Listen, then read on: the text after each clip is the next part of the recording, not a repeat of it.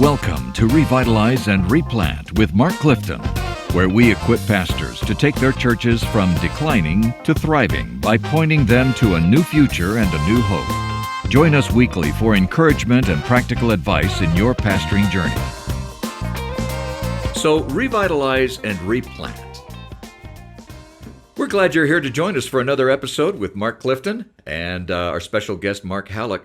I'm Dan Hurst, and today we're talking about some of those things that you have to do that are different from every other church, because your church is different. So let's get into it right away. First of all, Mark, why don't you talk a little bit about Mark Halleck and the opportunity that we we're have here. glad to be here in Denver with Mark Halleck at his church, Calvary Church. As I said before, it's kind of the mother church of replanting. Man, that's quite a statement. You've been here yes. 15 years, replanted it, and helped replant dozens faithful. of other churches across North America.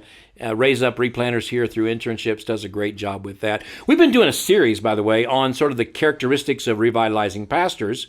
These are things we see God use in men who are revitalizing churches. And I wish we'd had I wish Kyle, who's our producer, would have had everything running. We just did about 20 minutes, you and I sitting here on the old couch together, talking about all kinds of things, revitalization. Yes. Some of the best conversations take place between the podcasts. That's actually. true. That is true. That's true. For sure. And so, by the way, the couch is really nice. We're here on the couch. It's this dirty old couch, but it's classic. We're in Mark Halleck's church basement, and it's kind of the youth room, and it has this old white couch. Yeah, looked like it came. You would out be of, afraid if you were in here at night. Would I? Yeah, I'm a little fearful of the daytime. Well, I'm sure you are. Anyway, we don't know what's going to happen. It's just an old building and an old couch, and that's why we love it. We're glad to be here. That's but right. Hey, we're going to talk today about 3 more characteristics.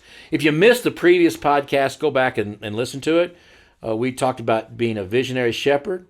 We talked about gospel orientation. Yep. We talked about missional emphasis. That's right. And so now we're going to talk about 2 or 3 more. And what's the first one, Mr. Hurst? Let's get into this idea of organizational awareness. And I love the way that that's worded, because organizational, immediately we start thinking, lines and figures and, this person is in charge of this and so forth and so on. But along with that comes the word awareness. And let's talk about this. How do you become organizationally aware of your church? Well, I think some guys have no clue who really makes the decisions in their church. They may know what the Constitution says and the bylaws say. Hopefully they do. But just because your church has a Constitution and bylaws doesn't mean that's how the shots are really That's called. exactly right. Especially in a normative-sized church, a smaller church, where everybody seems to have a voice. And sometimes your church governance allows the most carnal church member to disrupt anything. Yeah. I mean, you have to know, when we say organizational awareness, we're really talking about organizational intelligence. Intelligence, yeah. Are you intelligent about how your church functions? Yes. Do you know enough of the history not to step in it? Yes. In other words, you may come in there and say, we need to clean up the church rolls because there's a lot of people on here on these rolls who aren't coming anymore, and I don't want to pastor a church where you have 3 times the number of members and only half that many ever attend on Sunday, and so we're going to clean up the rolls. Well, that may be a good thing to do, Mark. Yeah. But you may not realize that the pastor just before you tried to do that and got fired. That's exactly right. All right? You didn't learn from that. You don't know how to approach that. Yeah. You have no emotional intelligence at the point of organizational work. That's right. I mean, here's the bottom line. The bylaws, what we're trying to talk about, these are the rules to the game, if you will. When we talk about guys, and you come in, that. They're the rules to the game. You're better at this podcast. No. than Listen. Yeah, you just really play are. But they're rules to the game. And so, listen, when you go into a church, you've got vision, you got these ideas that at some point, Lord willing, you'll get there after you've won the hearts of the people, after you've loved them well, you've shepherded them well, you've built trust. But until that time, the rules you play by are the rules they have. Now, this brother may be listening to this podcast, so I want to be careful because his heart's in the right place. Yeah. All right. But I got a text the other day from a young man who was having some issues, and so I said, "Well, send me an email and we'll talk about it." And he did, and he said, "Look, I've got some real problems here. I've changed the name of the church. I changed the front of the sanctuary. We've started removing people from the rolls. All these things," he said, "we've needed to do for a long time." But he said, I've received such pushback, I'm not sure I'm going to be able to survive as a pastor. Mm-hmm. I said, "Well, brother, I'm sorry. How long have you been there?" Drum roll, Oh please. boy, here we go. 9 months. Oh man. 9 months. I've been there 9 months. Yep. I mean, my goodness, I moved. I got to a church in 9 months. I haven't even unpacked my boxes yet. I mean, unless God really shares something with you that's way out of the ordinary, you shouldn't make any changes in the first year. Yeah. Dude, you just got to live with those That's right. people, marinate with those people, hear their stories, understand where the landmines are, understand how damaged they might have been, know who's really making decisions, know who you have to talk to and pray with to get to understand the church. Man, don't come in there and start making changes day one, for goodness sake. No. Everything needs to be changed. We'll talk about that a little later in tactical But patience. it takes time. But it takes time. It takes love. And you've got to have enough organizational awareness to know you may be the pastor in name, but you're not the leader yet. Yeah, that's good. That's right? really good. People will ask about here at Calvary Inglewood and how quickly we made changes. We did not change anything in the bylaws for 3 years. For 3 years. Okay, that's 3 years. Well, what'd you do in 3 years? Here's what I did. Tried to love the heck out of people. Yeah. Preach the word. Yeah. Pray like crazy. Yeah. And try to help my people fall in love with the community. There That's you go. it. Yeah. Literally, that's it. Right. And to lead them with passion and zeal. Because here's the deal, and then play by the rules of the game, even though I wasn't crazy about the rules of the game, even though I thought I had better rules. And by God's grace, in 3 years, some of the rules changed, and there were some ridiculous rules. Right. But listen, if you don't win the hearts of the people and win them to a bigger vision, even apart from those rules, man, lead with the word. That's why you lead with the word. Then, man, you're going to be shooting yourself in the foot. And you need to know what could happen in a business meeting, what's been the past, who might say something. You need to know who you might need to talk to ahead of the business meeting to get some, when I was at Warnell, we had some people that were, they would become upset about things, and they just had it was a history of sort of, and Warnell was a church in Kansas City that we replanted. And, there was just a history there of sort of fussing and fighting at times. And so I had some older people that could be cantankerous and feel like they just had the right to say whatever they wanted. And I realized I had some other older people who were very sweet and gracious, and I would lean into the other sweet and gracious older people, and I would say, "Look, would you help me? That's good. That we could work with these other folks, your friends, your peers. You've known them for years. Maybe we could start changing the way we talk to one another, changing the way we express." And they really did. Yeah. And it took some time, but it was much better than me just going to the people that were a problem and saying, "Look, stop this behavior." Yeah, that's never going to work. It's never going to work. It's never going to change anyone's Which heart. brings us to the second topic, and that's pastoral grit. When sometimes grit is the good thing, sometimes it can be the very wrong thing. Well, and I when I first came up with this particular list, I think I called it an ability to endure pain. That's what it was. Yeah. That's really what it is. It's really what it is. But one of my guys that worked with me, Jimbo, he said, you can endure pain and not make any changes. Yeah, that's and there are true. a lot of guys who've been in pain for 20 years and their churches are still dying. So just enduring pain isn't enough. Isn't enough. Pastoral grit is enduring pain and making changes. And I think that's really the key.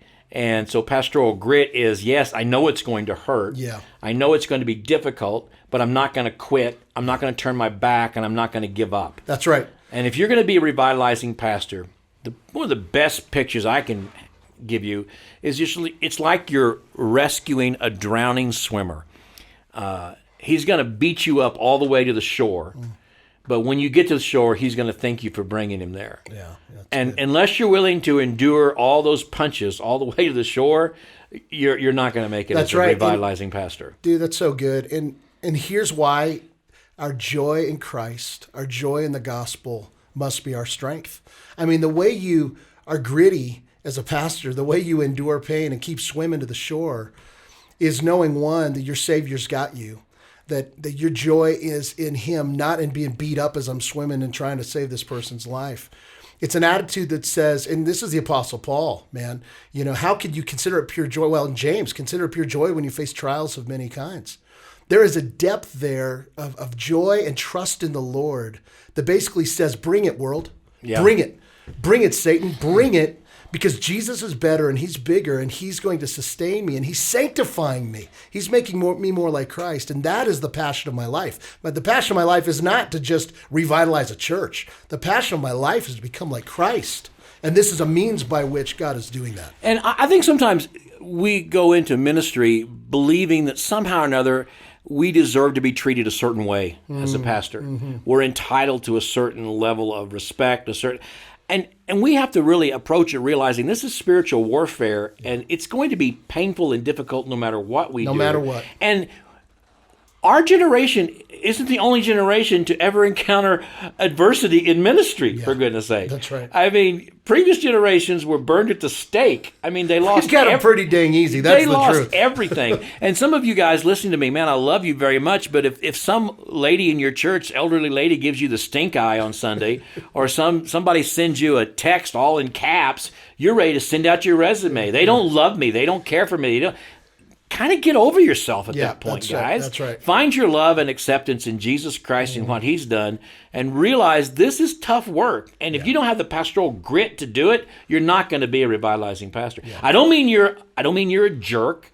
I don't mean you're an angry person. I don't mean you like to do battle, but you've got a pastoral grit that says this is going to hurt, but the pain's going to be worth it. That's right. Now, there's a whole other issue with your family and how to work with them through that as well. But guys who have been used by God to revitalize churches possess a pastoral grit where they can endure pain and still make progress toward the future. See, and this is practical theology at its best. I mean, this is, what do you actually believe about God? What do you actually believe about the sovereignty of God and the providence of God in suffering and pain? This is where, before you become a pastor, man, you got to spend some time getting your theology right. Right. And I often tell guys, that person that's in your church that causes you all kind of problems that you wish would leave, if they left, somebody would replace them. That's right. Okay. There's always somebody at the table to give you problems. Right. Did you ever think that was for your edification? That's right. That the reason that person is there is to take away the things that shouldn't be in your life, to make you rely more on Christ and less on your own wonderful ability as a leader. Amen. So I really think that pastoral grit goes a long way. Well, and here's the truth: wherever you go, there you are. So if you're the guy that, whenever it gets tough, goes to another church, I know, and then a few years goes somewhere. Listen, the problem isn't the people. Problem. Listen, I'm not saying they're not a problem, but the issue is, who are you in Christ, man? Like, how do you see suffering? How do you approach suffering and pain? And I'm not saying you want to just be beat up your whole life and that's fun. I'm not saying that. What I am saying is, what is God doing in the midst of your pain to grow you in Him? Yeah. And to lead your people to see what it looks like to have joy even in the midst of trials. And you have to be able to endure that pain. That's right. There is pain in ministry. There is pain. It hurts. It does. And there's a long haul in ministry. You're not here for a mission trip. This isn't a 2-week thing and you get on the bus and go back home. That's right. I mean, you're here. That's why that's the story I shared a while ago about the guy who was there for 9 months and made all those changes. You're not there for 9 months. No. If God allows you there for 9 years, 10 years. That's right. You have no idea what God can do with you in year 8 and 9 if you didn't mess it up so bad in month 8 and 9. And Sunday's coming. Because next Sunday, that person who drove you nuts last week is there. And guess what? You got to hug them again. That's right. You don't avoid them. You hug them again. And you love them. Absolutely. And they may look at you like and you know what? Was it Abraham Lincoln? I don't know. Somebody said, kill him with kindness. That's a nice way of saying it. I'll tell you what, the best way. If I don't know who said it, I always say Charles Spurgeon. Well, Spurgeon. Yeah, maybe Spurgeon. I had a friend of mine, and he had one of these new church marquees. We talked about church marquees a few weeks ago. Yeah. Don't put silly things on your church marquees, please. Please. Don't put there, our Sundays are sweet. Yeah. Don't do that. Worst. Just let it go. Yeah. Put a scripture up there or put something. But my friend, he had this huge new marquee, and so he put up there this. And he loves Charles Spurgeon, right? So he put, a lie is walking around the world while a truth is putting on its boots. Charles Spurgeon. And I was driving by and I had to pull in the parking lot and he was in his office. I go, Tony, what in the world? There's no way. He said, I love that line. I said, that's Mark Twain. I said, Google it. Oh, it is? He said, I like Spurgeon better. So it stayed up there. Poor Spurgeon. Getting some bad quotes. Everybody, yeah. So always the default is, well, I think Charles Spurgeon said, and you'll be all right. All right, I want to switch gears real quickly because we're going to get into a very, very sensitive, painful subject for almost every pastor that is in revitalizing and replanting, and that is spousal perseverance. Yeah. How do you deal with that? And because a replanter's wife has to possess a love for Jesus and for her husband and for the church also. Well, and I want to compare this to church planting. I've spent the majority of my life in church planting. God's allowed me to be part of planting a dozen churches in Canada and the United States and work with church planters all across North America. And so I have a love for church planting. And we had characteristics of church planters, and one of the characteristics of a church planter is spousal cooperation. All right? So spousal cooperation means just what it says. They got to be in this with you as a church planter. This isn't something you do without your spouse. Yeah, right.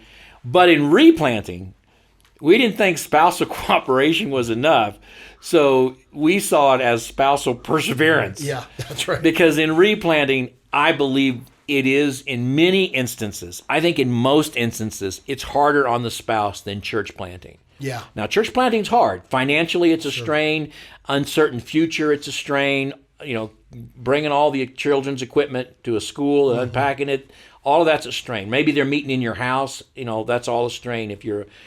But when you are in a replant situation, first of all, for that wife, whoever the greatest pastor's wife was in the history of that church, that's who they're going to compare you to. That's right. Did she play the piano? Did she work in the nursery? Did she leave the WMU? Were her children always well dressed? Were they always well behaved? Did she come early? Did she stay late? I mean, the lens through which they look at you as a spouse is so unfair many times. And they're going to judge the way you dress, the way you talk, the way your children behave, all those kinds of things. Yeah. That's hard. And then when things get really difficult, when things begin to change and some of the people really begin to push against change and they realize that they can't really affect you as a pastor, you've got pastoral grit and you're okay, they're going to turn it to her. And they're going to come to her. And that's happened to me. Yeah, yeah. I had people at the churches that I served as we replanted that would actually turn to Jill and say, why is Mark doing this? Or could you tell Mark that it was not a good day when I came home from church and Jill had messages that she did not want to carry to me, and she was told to do that. Yeah. And so perseverance means your wife, your spouse, and your children need to know this is a long process. And you can go back. We did a previous podcast where we talked about our families and how to minister to them. Right. But your spouse is going to look at this at times and say, look, they don't care for you here. You got people who are opposed to your preaching, opposed to your leadership. We're not making any money. I mean, this is usually not a church revitalization is not a place where you have a lot of financial security. You could do better somewhere else. It could even be that maybe her parents are asking, why is your husband still at that church? It's in decline. Why doesn't he put his name in someplace else where the church could grow? There's all kinds. Satan knows that. That's right.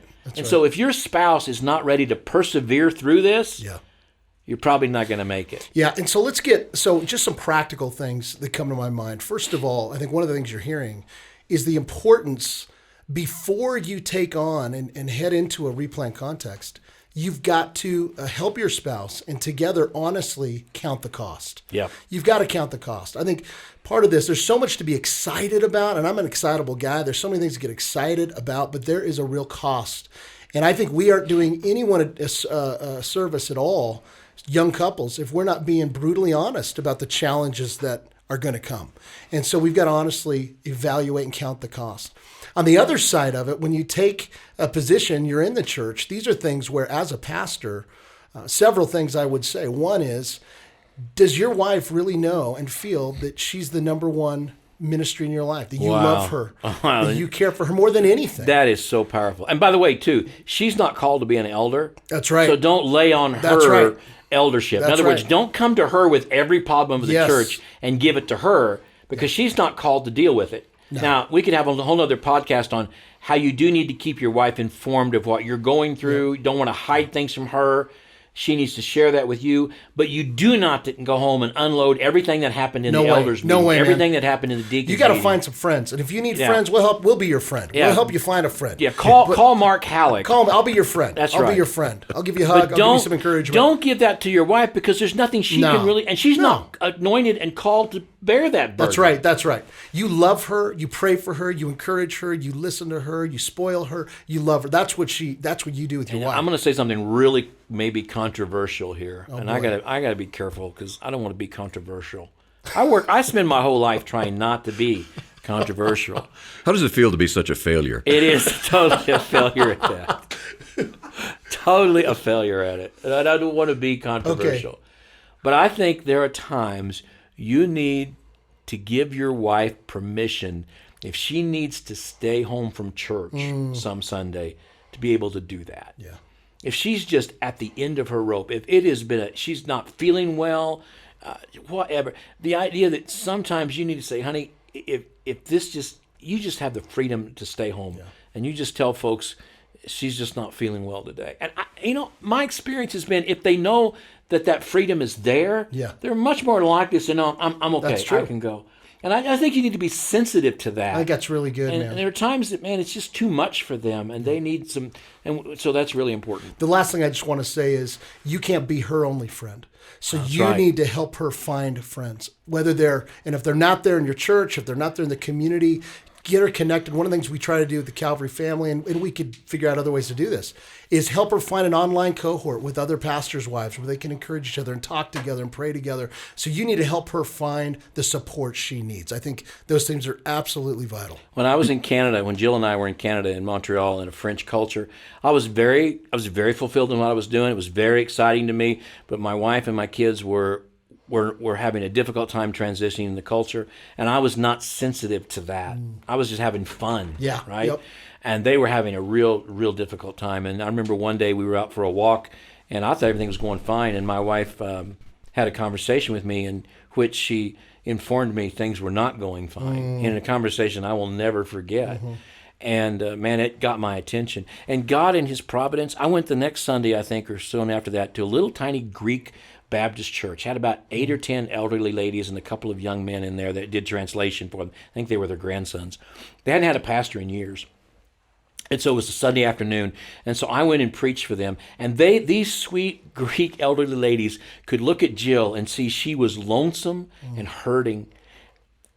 And they came around her that Sunday. Wow. And they hugged her. And they loved on her, and they adopted her. Wow. And from that Sunday on, Jill was part of that Greek culture in Montreal, that Christian Greek culture. And they cared for her and loved her, and everything about our time in Montreal changed That's because incredible. those ladies loved my wife. Wow. And they weren't even in the church I was planting. Yeah. So I just think you're right. Finding a place where people can love on your spouse and take care of her is really important. That's so good, But man. she's got to persevere through this with you. Yeah. Wow. Great words as we've looked at characteristics of a revitalizing pastor, and we're going to continue in an upcoming episode on more characteristics of a revitalizing pastor, and I hope you'll plan on joining us. Of course, we ask you to click on the little button and subscribe to our podcast. That's important because it helps us know who's listening and how we can minister to you in a better way. And certainly feel free to leave us comments and write to us. And if you have questions and comments, we'd love to read those. Well, most of them anyway. Yeah. And so we read them? We do read them. We do. Well, we stay up late at night. Kyle and read them. It's Kyle's job. So we'll see you. We'll see you at the next episode. Thank you so much. See ya. Thanks for joining us today on Revitalize and Replant. This podcast is brought to you by the North American Mission Board, where we help dying or struggling churches regain health for the glory of God and the good of their communities. If you found this conversation helpful, don't forget to subscribe to the podcast on your favorite platform. To learn more about becoming a replanting pastor or to explore resources about revitalization for your own church, visit churchreplanters.com.